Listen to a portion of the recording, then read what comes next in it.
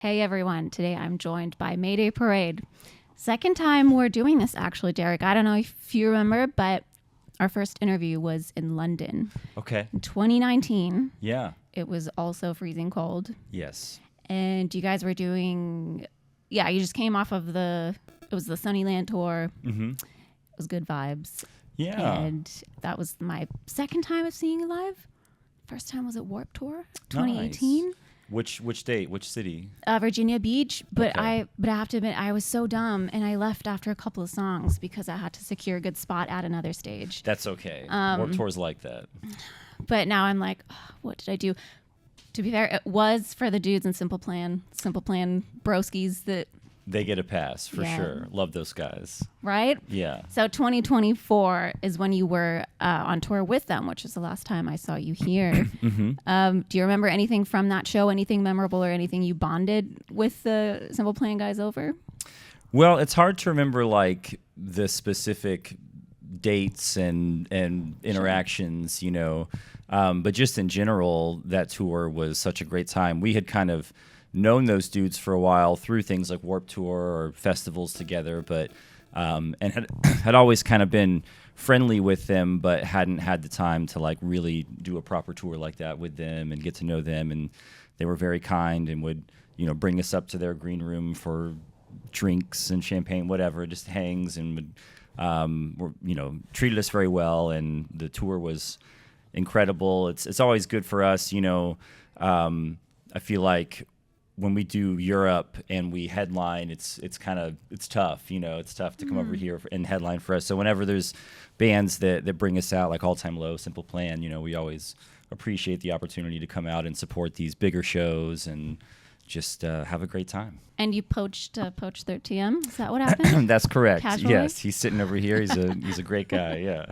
But it's funny that you say that, because for me, having lived in the UK and in America and in Germany, seeing that, let's say the sort of emo genre, and also the resurgence of a kind of early 2000s emo pop punk scene, that resonates on a much larger scale in the US and in the UK than in mainland Europe. Yeah. Right? Yeah. And I was wondering if you know why that is, or what your sense of that is, and also if you can remember your early Germany shows versus now. What are they like? Yeah, for sure. Yeah, it's hard to pinpoint what it is about, the types of music, and I feel like a lot of heavier music does well in Europe, right? More so maybe than in some other territories. And I've always wondered how much of it is a language barrier thing, although I know most places in Europe do speak a lot of English, but where it's maybe not the primary language, I don't know if that has something to do with it. But let's see. Yeah, the first time that we were in Germany, or in Hamburg specifically, I don't know if I'm saying that correct. I'm sorry. It's a Hamburg. No, it's perfect. No, Okay, I say Hamburg. Yeah. Okay. But yeah, the first time that we were here, it's hard to know what year that would have been. 2010, maybe, somewhere right in there. And I remember having a great time in this city. We had a day off here. This was back, we still, kind of do some of this, but this was back when, it was your first time going to all these places. So you spend the days, wandering the cities, and the nights going out to bars and drinking and meeting people. And we met this wonderful dude named Christoph, who, I think was in an unfortunate, I don't know, I don't want to be, on the streets, not, Please. Yeah. But he was so kind, and he kind of showed us around and took us out for drinks and was very wise. And the show, I remember being, good for what it was, back then, probably, pretty small, maybe 150 people or something like that, and then we didn't come back to Germany for a long time after that first time. Do you know why that is? I don't know why that is. Hang on. Would I be able to? Only if you'd heard. I didn't know if you, but wait, what happened? Didn't do my research properly. Oh, no. I No, I don't think it's it's like a well-known thing. But 2010, there's a festival apparently Yeah. that maybe is called Mayday or Mayday Parade or something in Germany. Is that? I don't know, but Maybe at the time. we got like sued the first time we came here, and then I think a lot of promoters are hesitant to bring us back because there's a festival that or something. I don't know. Maybe should I not be Wow. talking about this? I don't know. That is insane. Yeah. I did not know that. I mean, Yeah. there's quite a few lawsuits over things, but that's Yeah, not something yeah. I've heard. Wow. But anyway, so yeah, we just kind of hated that we weren't able to come back for so long, and then I guess whatever has happened to make it that we can now come back. So we're happy to be here. Cleared the name. Yeah. I can't believe that. And honestly, that kind of pisses me off. Like, you did not deserve to like Yeah. be deprived of those opportunities. That yeah, sucks. it's tough. I don't know all the Okay. circumstances, but yeah. I mean, I'm like, how can I put this without being crazy or fangirling? But yeah, for me, Mayday Parade is a band that I always sort of had on the radar. But then it took for me to see you live in London that time in 2019 for me to be like, oh my God, this band is fucking amazing. I went through your entire catalog again and like fell properly in love. And so for me, it's inconceivable that like that you're not regularly on these festivals and stuff. I'm just like, yo, like don't sleep on this band. Well, that's so kind. Thank you very much. Yeah. But Germany's a little bit late to the party. Yeah. I feel. Well, no, I mean, well, first I have two things. One, like Germany, I feel like kind of overperforms what a lot of other European cities for us. Like if we were to do a headliner, Yeah. The Cologne show, the Hamburg show, like those would be some of the better shows, of the Awesome. tour. So we appreciate that.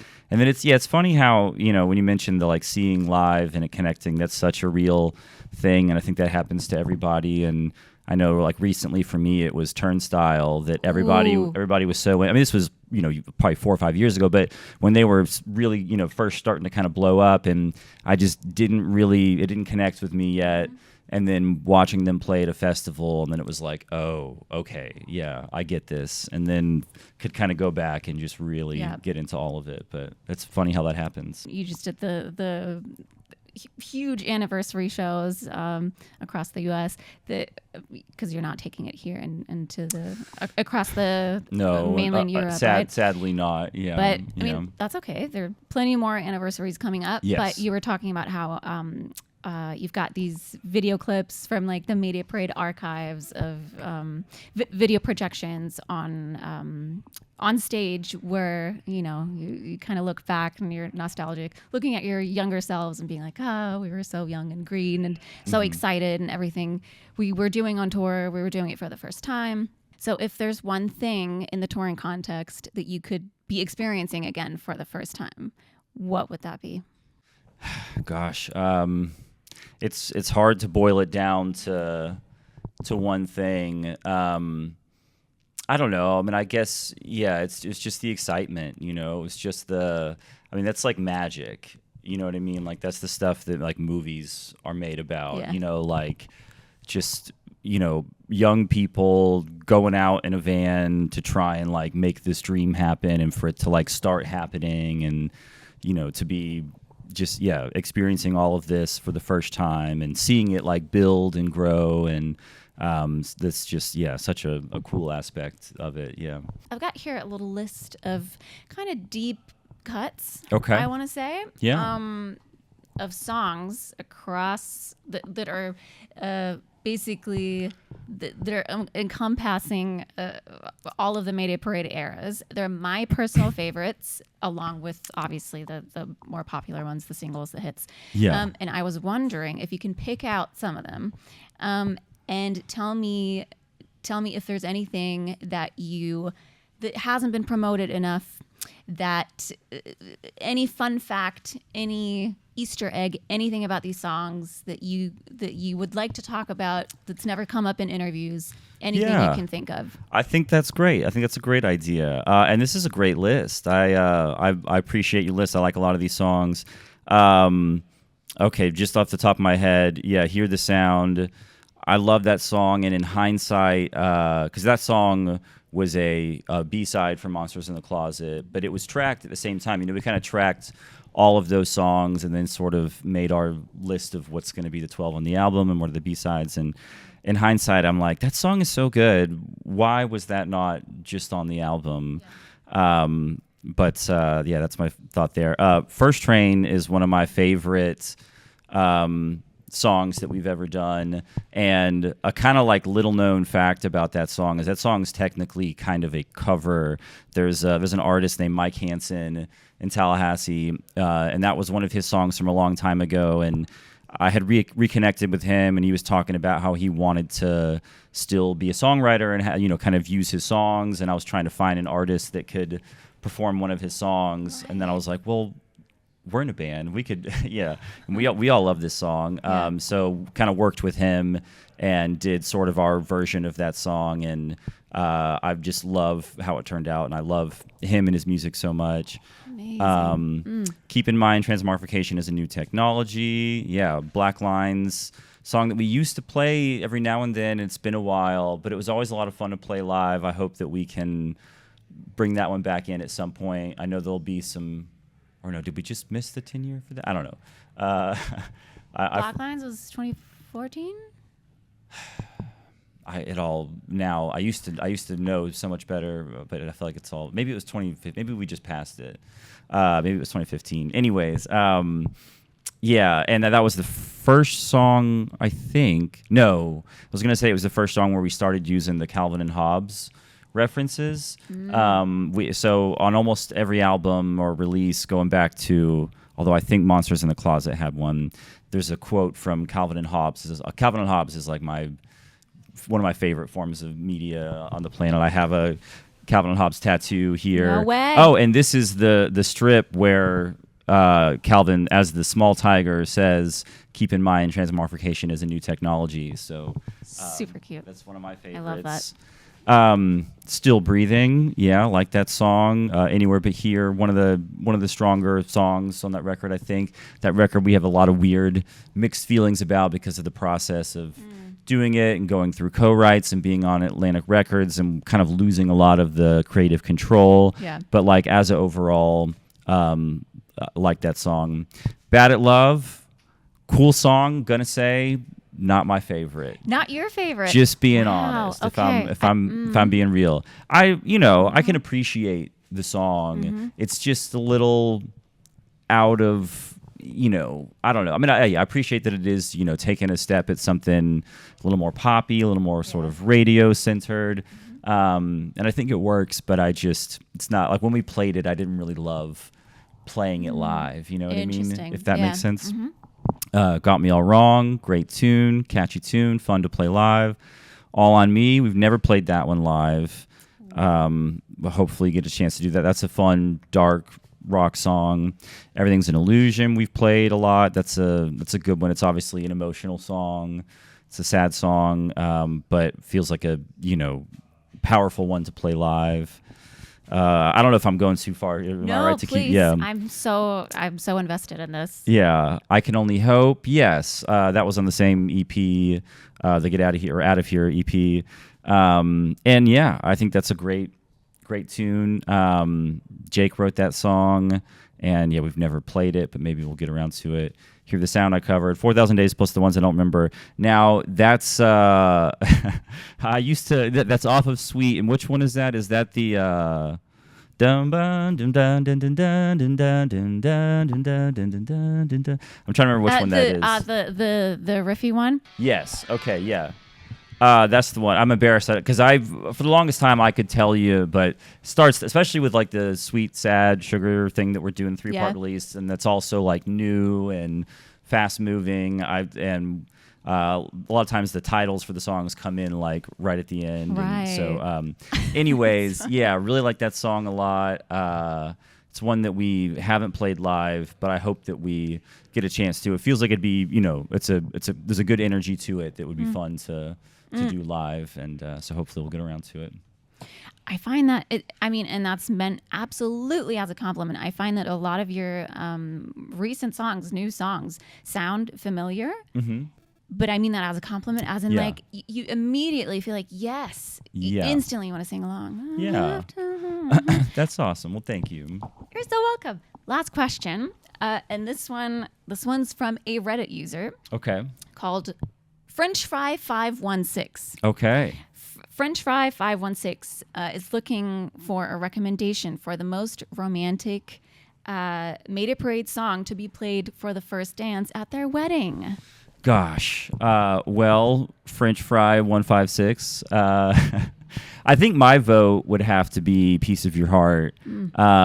Just because we have, a lot of romantic songs, but a lot of them are layered with a fair amount of sadness and heartbreak. And, Piece of Your Heart is just kind of a more, full on, genuine, happy love song. That or maybe Towards You. That's another one that falls into that category that doesn't have those layers of sadness to it. But whatever works for you, I'd say. And congratulations. That's very sweet. And congratulations to you. Thank you. Because you also recently got married. I sure did. It's a few months ago. My wife was out for a little bit in Europe. She just left 2 days ago, and sadly, so yeah. Which is funny because the last interview I did was with Spencer of Under Oath, and he also just got married. Aww. So a lot of love going on. Beautiful. What music played at your wedding then? During the ceremony, we had hired a couple string players to do some classical pieces. And then when my wife walked down the aisle, it was 1,000 Miles, the Vanessa Carlton. That was Twilight. No. No. I was going to say 1,000 miles. I'm thinking 1,000 years. Oh, yeah, that's 1,000 miles. That's a great one too. But if it was If I Could Fall. Exactly. Yeah, of course. Before that, it was Somewhere Over the Rainbow when the wedding party walked out. And then, during the actual reception, it was all kinds of hands down. My Dashboard Confessional was like the last song at the end. It was beautiful. It's iconic. Beautiful. Yeah. Iconic. Well, congratulations again. Thank Lots you. Of love. 2026. Good year. Good year for love. Good year for Mayday Parade. Absolutely. Yes. Yeah. Thanks, Derek. Have an awesome show. Thank you. I can't wait to see you jumping around on stage as you do. I'll be in the photo pit. Absolutely. One of my favorite bands to shoot. And thank you guys for watching. See you next time. Thank you.